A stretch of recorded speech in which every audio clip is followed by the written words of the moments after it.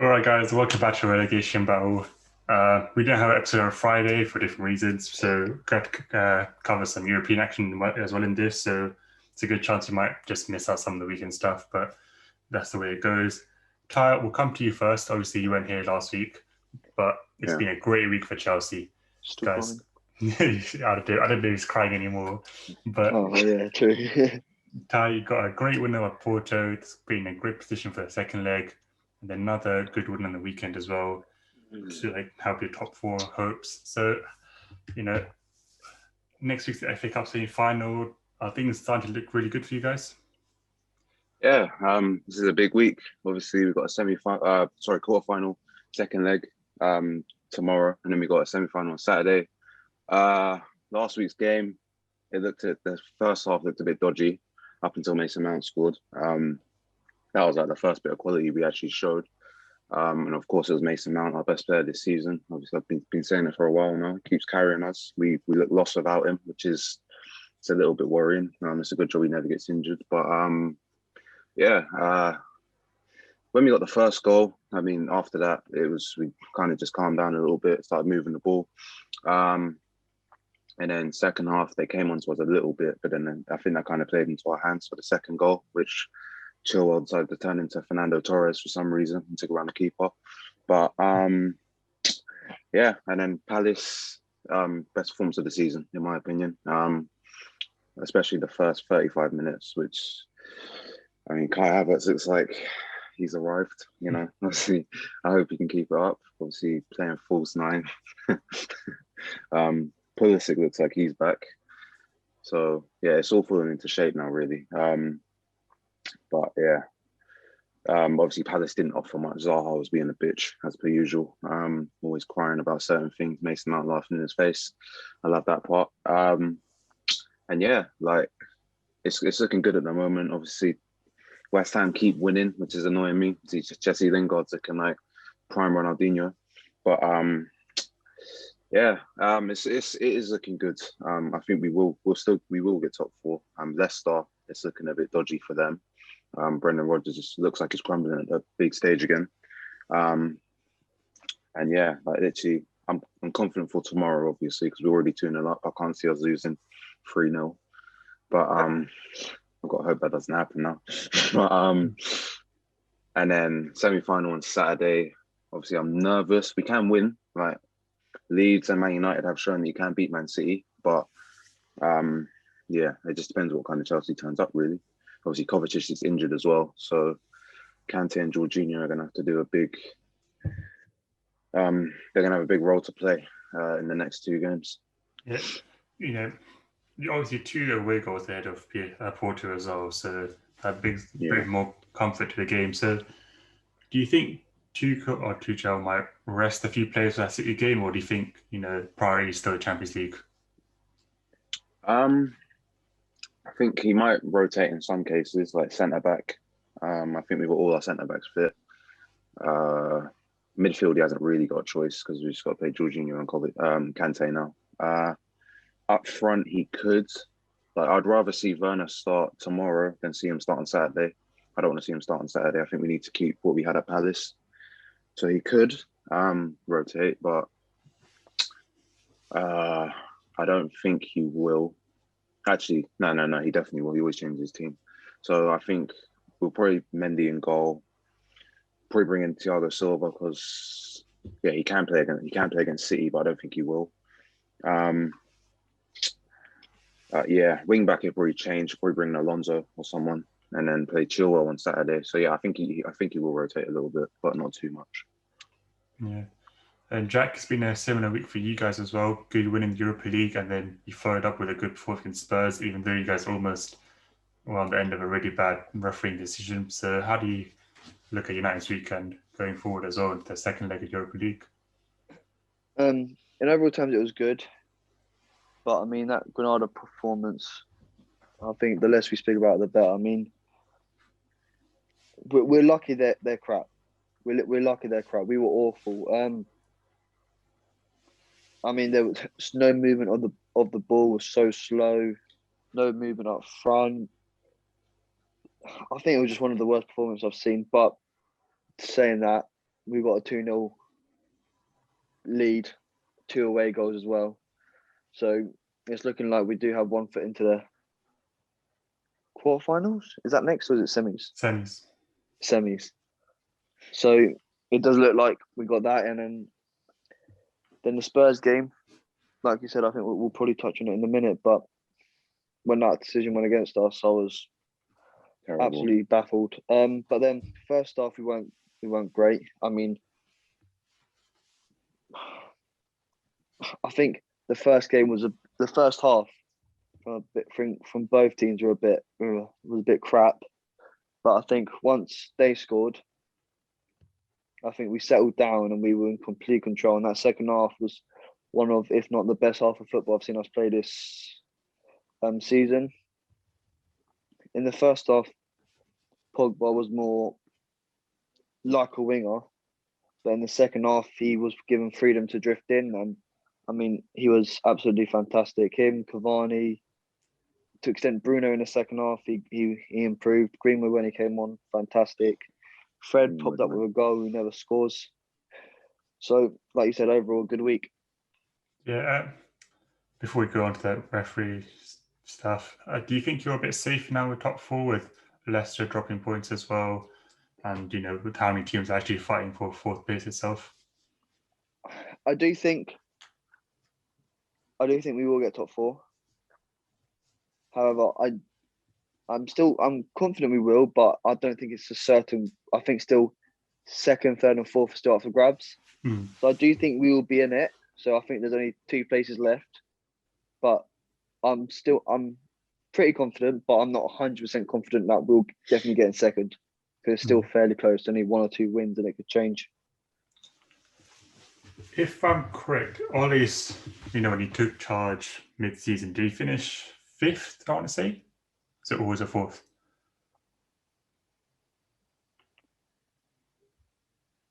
He was in Europa League last year, weren't he? I think it was 5th because they were in the Europa League last year. Yeah. Yeah, we finished 5th. All right, so you finished 5th under him that season, 3rd last season, potentially 2nd this season. If it does stay like that and say Europa League final or even winning it, would it be a successful season? Because of that progression. I mean, I think I know it's the Europa League, it's nowhere near the Champions League, but I think when you're aiming that season, I know with Man United we should be aiming for the league, but it's a slow process. This season, no fan thought, unless maybe middle of the season, but at the start of the season, no fan predicted we're going to win the league, we're going to finish 2nd. So I think from the start of the season, you can probably say, yeah, it's a successful season for winning a European Cup and finishing probably 2nd. However, where we were, top of the group in the Champions League, and then to fall out, and then we were we were still battling first for City for a couple months ago, and now we're potentially 8 points behind them. It's a bit hit and miss, So, but overall, I'd probably say it is a successful season if we were to win it. If we were lose to the final, then if we were to go to the final but lose it, it's not a successful season. We have to win it. Yeah. And then come to that, obviously, that decision in the first half, McTominay against Son. Ty, a lot of people are saying VAR's ruining the game, we need to get out. What's the easiest solution? Is it getting rid of VAR or is it changing the referees?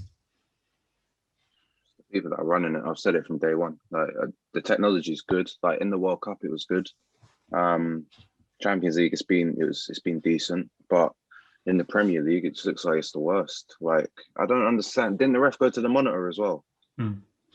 Exactly. I don't see how you can. How can you give that as a foul? Like the game's gone. Like honestly, if that's a foul, yeah.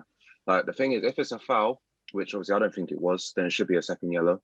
I think he was on the yellow card already, but then again, it wasn't a foul. Like he's done it to just like we've all played football, right? Obviously, you're just gonna put your arm out. Like it's just that's just basic, but it's never a foul in a million years. Like I don't get it. Like Son, No idea. Obviously Mourinho and Ole going at it after the game, but yeah, it's just it's wild. Like but this I don't think it's the technology. I think it's just the people that are running it really, because in other leagues and other competitions, it seems to be fine, but here it's just weird. Like there's a reason you don't see English referees at World Cups and stuff, because they're clearly just not up to it anymore. Yeah. Jack, do you think that decision would have maybe helped Ole fire the players up for the second half? 100%. You can see. So I think that happened in about the 36th minute, and you can see for the next 10 minutes our players were going strong into challenges. Arguing everything with the referee. And I think Cavani even pushed Rodon over, like he was getting frustrated. You could see in the end of the half, Maguire and Shaw was like screaming at the ref, like, how can you say there was a foul? So it definitely sparked them up, and Ole definitely, like McTominay came out after and said, we used that. The manager said to us, look, use that. That's gone now. Forget about it. But we can show that we can open them up. So let's do that more in the second half. And it showed. Yeah. So, I think the other big talking point from I talk about Man City a bit there. Do you guys think it was right from Pep to rest his players? I think it was quite noticeable he's resting players for Champions League. It wasn't their first side. I think De Bruyne was on the bench for the whole game, possibly. So, they obviously are quite far and more clear in the league. The Champions League, they're 2-1 up, but obviously they conceded away goals, so Dortmund just need a 1-0, pretty much, if you want to put it like that way, and they can go through. So, was it the right call for Pep to just arrest the players he did? Yeah. I mean, they've already won the league. Really, what do they need? How many points do they need now? Like, it's nearly done. Like, and obviously, Man City won that Champions League. Obviously, it's one of the reasons why Pep was brought in, to win that Champions League. And obviously, Dortmund, they should be winning that. So obviously, yeah, and obviously it is 1-1. No, 2-1, because Foden scored in the last minute. Yeah. But yeah. So I think it's fine. Like, Leeds, they need to calm down a little bit. It wasn't Man City's first team. They still should have won, in my opinion, because I'm pretty sure Leeds had a man sent off. I didn't watch the game, but I'm pretty sure they did. But yeah, so yeah, it's fine. Like, Pep can rest players, like, just because they're not going to drop like loads of points. Man United, they're not going to catch them. So yeah, I think it's fine. You have such a massive agenda against Leeds, man. Yeah, I do. Because what you just said there, yeah, like, you have to give credit to Leeds. In my opinion, other teams you can say, yeah, that's not their first team, they're rest players. But with Man City, in my opinion, I don't think you can say to a team that's beaten them, that's not their first team. Because they've got so much quality, they spent so much money. Their bench on a good day could win the league. Their starting 11 can win the league. So I don't think you can say that's not their first team. I know they didn't have De Bruyne on the pitch, but it doesn't matter. They still had other world-class players on the pitch. And Leeds had 10 men. I don't know how you can say Leeds need to calm down, because if Chelsea beat Man City with when you had 10 men, you'd be gassed about it. Yeah, but fuck Leeds. Simple. There you go. Was gas and we drew to Chelsea 2-2, and we were down to 10 men, so I can't really say anything either. Right. And that perfectly brings on to now Martinelli scoring a goal, which made me very happy in the weekend. But, it was against Sheffield United. Even though, they are bottom of the league, it was rare that we see that kind of quality sometimes from us. So it was good to know that we can dominate a game, even if it is against them. But the main point from our last episode was our game against Slavia Prague. Jack, you said that, United didn't have a great game against Granada, but you guys still got the 2 important away goals and the 2-0 victory. For us, it was the complete opposite. We had chance after chance that we just put wide or hit the Lacazette chance. Still don't know how he missed it. He had about 10 years to think about where to place it, and his body positioning was all wrong and just hit the crossbar. And then Aubameyang came on. And then, after Pepe scored, you think, okay, I know we're not the best team in the world, but we should be able to see out about 10 minutes of football against a team who's barely create anything in the game, because they're not at their full strength. But my word, we crumbled hard there. you could tell Cedric was uncomfortable on his left foot, which I understand Tierney is injured and he's probably out the rest of the season, which isn't great for us because he's a big player in our team. But, I think that was a mistake that we made in January. We sold Kolasinac, we all knew he was going, but we knew Tierney was the only left back left in the senior squad. The only other option was Lopez, who was more like a youth player. So I feel like we should have recruited someone there rather than, staying with Cedric based off like one performance against Southampton, who now we can see it was the start of a really bad run for them. So for me, that was too much of a risk just to have one left back who's now injured as well. And, it all came from Cedric not wanting to play a pass or just boot out his left foot, put Gabriel under pressure. We were lucky not to concede from what the corner was run from, and then, concede from the corner as well. I think it was Cedric's guy who scored it, but I don't think you're playing Leonard for that. It was like 2 yards out straight at him. It would be a bit harsh to blame him, but I don't know. I feel like it was just a typical Arsenal for us to concede in the last minute like that. But do you guys think we can still win the game for the tie? Yeah, you have more than enough. Like you said, you can think of Saka had many chances. Well, I don't know. I didn't really watch the game because obviously it was the same time. Yeah, that big chance though, yeah. I heard that Saka had 1, maybe 2 chances. I saw the Lacazette chance. So you made 3 or 4 good chances and you did score. So you'll definitely be able to you'll win second leg. Ty, we talked about a bit yesterday on the chat, whether we're a better team with or without Aubameyang. Me and Jack spoke back a bit last week as well, whether it's worth selling him or keeping him. If you had the option whether to keep Aubameyang or Lacazette, what would you pick?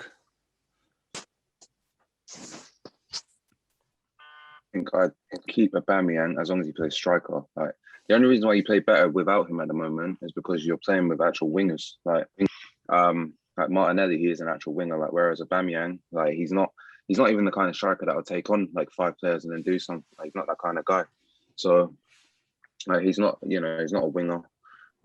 So if you're playing him as a striker, then you pick Aubameyang over Lacazette for obvious reasons. Pretty sure he's won. How many golden boots? Was it a joint one? And then he came second last season in it, I think, or second or third, yeah. So yeah, exactly. And he's your captain. So I think you do pick Aubameyang over Lacazette as long as you play him as a striker. Like, if you're playing him as a left winger, then you may as well just sell him and then put all your faith into the likes of Martinelli and Saka. Yeah, I think that's fair enough. But yeah, I think this game coming on Thursday, pretty much exactly what I said to Jack last week. It's probably one of the biggest games of our season, because if you go out to these guys, it makes it even worse that, they stood up for racism, which just doesn't make sense to me. They didn't take the knee before the game as well because they're trying to back the player, which makes no sense to me either, because if you're trying to say he wasn't racist, surely you should take the knee to prove that you're not racist, but they didn't do that either. But yeah, I think Arsenal guys fix up. I think it was good that we showed that against Sheffield United that, we're not just the shittest team in the world. There is some quality there. So I think it is now on people like Lacazette, if he plays, Aubameyang, Xhaka, who to be fair did a decent job at left back, but nothing special. These guys, to the senior players, they show the younger ones, this is an important thing. It's more for the club and, what the club is. So big game for them and for Arteta, really, because if he loses that, there's going to be so much pressure on him, pressure on the board to sack him, even though they're saying they have a long-term plan. But, we'll go back to Spurs United game quickly. Tom, how did you look at it from a Spurs point of view? Well, I'm never really any more confident whenever we play any team, let alone Man United. So I think we could lose to any team in the league. But on the performance, I actually thought we didn't actually play that bad. For first half, United hardly had the ball that much. It was a bit of a boring first half, I'm not going to lie. Like, we had the ball a lot, but we weren't doing anything major with it. But it's very rare we keep hold of a ball more than the other team. But then I feel like it literally, what happened in the first half was literally the opposite of what happened in the second half, because then in the second half, Man United sort of controlled the game. I thought we were lucky not to go 1-0 down. Literally before Son went down, I was having a go at Rashford because he got tackled outside the box by, like, I think it was Lo Celso kicked him in the foot, which is not the thing he started holding his face and I was getting pissed off. And then when Son went down, I also got pissed off with Son as well. But then as soon as they scored, I thought, oh, stay down, because as much as I hate it, even with my players, I hate it, that got us out of it. I didn't think it would get us out of it, but when I was watching it, my brother apparently said this happened, I think, in the Man United Liverpool game once before where someone got away with it. I don't know. He said something like that. And so he was quite confident that they'd get away with it. I mean, it's contact, but the thing is, it's not intentional. So all I'm saying is, if I was on, that happened to my team, I'd be absolutely fuming. But we got away with it. We scored. We just collapsed at the last bit. I just think it's just typical Mourinho, because it's the same old story. I said it a couple of weeks back when I was on. It's got to be Mourinho taking the blame a lot of the time, because as much as these players ain't good, I'm not saying we should be top 4, but you can't say he's not underachieving, because he is underachieving because we ain't got a shit squad. We even got as good as what we did have. We ain't got a shit squad. It's better than West Ham's. Yeah, exactly. We're underachieving. And look at it. We score a lot in the first half, right? I think we're bottom for the team who concedes the most. It's either we concede the most in second half or we lose our leading scoreline, basically. And that's the problem, because what it'll do is he'll go 1-0 up and then he'll sit on it. We'll just when we controlled the ball, Man United did nothing, because this is the problem, right? Man United are known as a counter-attacking team, but the lineup they had out at the start wasn't really counter-attacking because there was no pace to it, right? So what do you want to do? You want to keep hold of the ball, because if they have possession, because they got Pogba and Bruno, they don't need pace. They'll pass it about you. So you need to keep hold of the ball. And then if they counter you, they ain't got that much of a chance. But if you allow them to take possession, they will carve you open with players like Bruno and Pogba. It's bound to happen. And so in the first half, we did the right thing, keeping hold of the ball, controlling the game. But in the second half, we just let them control the game, sit back, and then look at what happened. They carved us open with nice passing. So I can only blame that on Mourinho. He always comes down and says, I don't tell them to sit back. I always tell them to press. Well, you don't, because it happens all the time. So I think we need to get rid of him. But I don't know. I don't think we will, because of this FA Cup final. But then I'm still worried that there's still Tottenham fans out there saying, I think we should give him one more year. And I'm like, you're crazy. His third season, that's where it goes. That's where it goes wrong. His third season. I mean, his second season's meant to be a good one. I mean, I just think, I'm not saying he's finished, but we are not the club for him. Yeah. Our ethos of the whole club is to attack, and we can't sit back and defend. He don't have the players. We don't really spend big money, which he's going to need. We need a rebuild, which means we need a long-term manager. And I think, you know what? I think if there wasn't a manager out there that I really wanted, if it was like a couple of years ago when there weren't really much, like a lot of managers were taken up and there weren't much options, I'd probably allow him to maybe have one more season. But the fact I know there's a manager out there that we would go and get, that I really want, and I just think would be perfect for us, is the reason why I'm thinking we got to get rid of him now. Because if we don't get rid of him now, we are not going to get that manager out there, and someone else will. Yeah.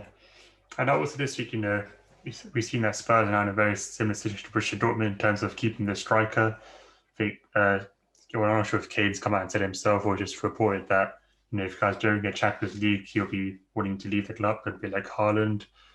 We don't know who can really afford him. We don't know what the wage is going to be. But like it's two-part question. One, do you think you'll get Champions League? And two, if you don't, how much do you think you'll try and sell him for? I didn't think we'd get Champions League like 2 months ago, let alone now. What was the other part of the question? If we were selling him and how much we'd get? Yeah.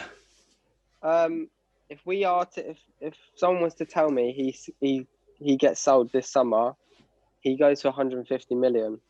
How long does he have left on his contract? I'm not sure. I think I read somewhere it's like 2 or 3 years. Yeah, I think it's to 20. What are we 2021 now? I think it's 2024, I believe. I'm not too sure. It's got a couple of good seasons. Yeah, because he signed it, I think 2 years ago. I think it might be even a 6-year contract. I'm not too sure, but I can't see him going. And like I said, I'm not worried because look, I can't see him going. That's why I'm not worried. But even if he did go, I wouldn't give a shit, to be honest, because as much as I want to keep him, I don't blame him. I sort of want to, because I'm such a big supporter of Kane that I feel like he's still not underrated, but I still think he's treated not as like the best out there, which all the Tottenham fans believe, rightly so in our opinions. But the only thing that everyone has against him, which is fair enough, is the trophies thing. And I just think he deserves it. He's going to go down as the best player ever to not win a trophy.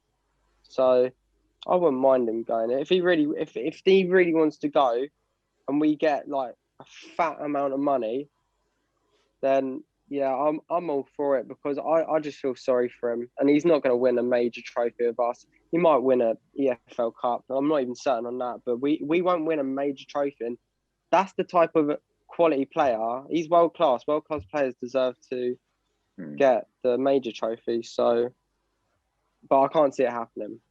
But would you be confident in your board, Daniel Levy, to spend 150 or whatever it will be? Right. No. I could tell you the striker would get to replace him. It's obvious. It'd be Danny Ings. Would sign him. Yeah, would sign Danny Ings. The thing is, though, I feel like if you don't get Champions League and say Kane leaves, I feel like Levy would be inclined to sack Mourinho as well, which is, I guess, a positive, because you'd have to bring in a new manager who could get that budget almost of Kane's transfer fee to spend on players that he wants. But then again, it's just appointing the right person. And I'm assuming the right manager you want is Nagelsmann. Yeah. Would you say Graham Potter? No. The only 2 managers I would want for my team is Brendan Rodgers, which I don't think we'll get because we'd have to pay a lot. I would like Brendan Rodgers. I think he'd also suit, I reckon, because I don't know if you talked about Arsenal yet. I don't know if we've got to that. Yeah. But Arteta's getting a lot of slack recently. I think Brendan Rodgers would be looked at by Arsenal as well. I feel like that'd be a good. If I was an Arsenal fan, I'd want him. I think his football he does is brilliant. I think there's no denying it. I think he has been unlucky a lot, and that's why he gets scrutinised on. But look at the teams he's done it with. I know he's done it with Liverpool, but if you look at that squad they had, it's like they only had like a front three really, and like a couple of players in midfield. I like him as a manager, but if it was my choice, I want Nagelsmann, because every club he goes to, he's like Poch, as what Poch did with like Southampton and then us. He just reminds me of him, and I just want that again. But hopefully he can actually get a trophy at the end of it. But that's who I would want. Yeah. Oh, a question is don't get offended. Yeah, like is Spurs a big step up from Leipzig? Like, do you think it's? I'm only saying this because I believe, I could be wrong, but I believe they're second in the Bundesliga. Yeah. And all that. So, do you think it's a big step up? But then again, it is. I'm not getting offended, but that was such a stupid question. I'm not going to lie. Why? Because I know what you're saying. Recent form, if we were to play against each other, they'll be favourites. But it doesn't really work like that, because that's like saying, would he rather stay at Leipzig or join Arsenal? Arsenal is a massive, massive club. And so are we. I mean, this team was only founded, a couple of years back? Yeah, exactly. There's a lot of history behind us that people don't know, because, especially our generation, just because there is nothing to say about our generation. But if we go back, not to dig your club in or anything, but we were probably bigger than Chelsea, like back in the day until you had, but obviously in our modern day, Chelsea have had a massive rise, which has overtaken us. But we're a big club. We got a large stadium. We got so many good foundations. It's just the board and the manager for me need to be changed, both of them. Yeah, Torres, I get what you're saying, because obviously they're challenging for titles, and Tottenham at the moment are trying to get in Europa League spots. But I don't know if you're in there at the moment. But yeah, I just, like Tom said, with the history and Leipzig not even being formed for that long, I think if Tottenham came in for him, he'll be more than happy to come. Another thing is though, Bayern's manager might be leaving. Yeah, that's the problem. That's what I'm saying. Oh, is we it? got to go for him now. Yeah. We got to go for him now. There's going to be so many clubs after him. Hansi Flick was assistant, wasn't he, for the 2014 one? So I wouldn't be surprised if he went for it now. But I think the other thing with Leipzig as well, they sell a lot of their big talents as well. So, I don't think Nagelsmann will be too happy about that. So, Tottenham, that stadium, I think, gives you guys a big boost as well. Yeah. And I don't think you'll be in Europa League for too long, unlike some other North London clubs. So I think you'll be fine, to be honest. But really? Yeah, well, I don't know. Maybe I'm just being optimistic. But let's stay on Europe now. Obviously, you've got the second legs coming up this week. We spoke a bit about Arsenal, Chelsea, and United. But let's go on to that Bayern vs PSG game. Fantastic game to watch. PSG, 3 away goals, obviously. But, Bayern had, I think, 31 shots in the game. It was 12 or 16 on target. I'm sure the XG was massive. So do we think without Lewandowski, they can turn this around? Yeah, they still can. I don't know if any of you have known, but is Marquinhos still injured or is he back? Is he going to be fit? He didn't play on the weekend. And we don't know if that's because he's injured or they're just resting him. Yeah, let me quickly check. But I think, like, the first, I can't remember when he came off, but that they defended brilliantly, and then obviously he scored, but he was defending brilliantly and he came off, and then you could see they were starting to get, I think Danilo went in there for a little bit and he didn't know what to do. He's questionable. Yeah, and then Navas made some brilliant saves again. So Bayern Munich definitely had the quality. I think what caught them out was they were just playing such a high line. Yeah. And of course they're going to do that because they're used to being playing high line, but that's where they've got to be clinical, because if they're not clinical, they're going to get countered and Mbappe's going to have a field day like he did last time. Their defense ain't quick. You saw, I don't know, Sule, whatever you want to say, he got torn to pieces. I mean, he turns like a truck. Then he came off, Boateng came on, he wasn't any better, he's finished, so he was turning left, right. So I think they've just got to be careful, but like you said, they had nearly 31 shots, whatever. Sule won't be playing. No, I know, but I'm just saying Boateng will play with Alaba probably, and then they'll actually start Davis. So I still think they will score. It's just what they're gonna, and Neuer's not gonna make that mistake again. Yeah. That was I know he's conceded a lot this season, but he's still a top keeper. You don't expect him. You're not going to expect him to make that mistake again. So that's, I know obviously it's hypothetical. In theory, that would have been one less goal. So I do think Bayern Munich. I do think that they'll actually do it as well. Yeah, so do I. I believe that as well. Because I know they've got 2 away goals, so Bayern Munich need 2 goals. But I think they're more get that and more. Fair enough. And then the other one obviously is the City Dortmund one, another close one. I mentioned earlier, Dortmund see that 1 goal. I think they played a bit better than anyone expected. Yet he had obviously unlucky as well with that Jude Bellingham disallowed goal. I mean, it's crazy refereeing decision again. But do you think Dortmund have the power to perhaps shock City and knock them out? No.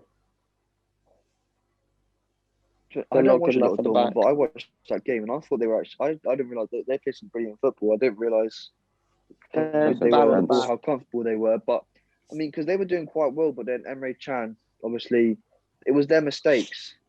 He gave the ball away and they just countered.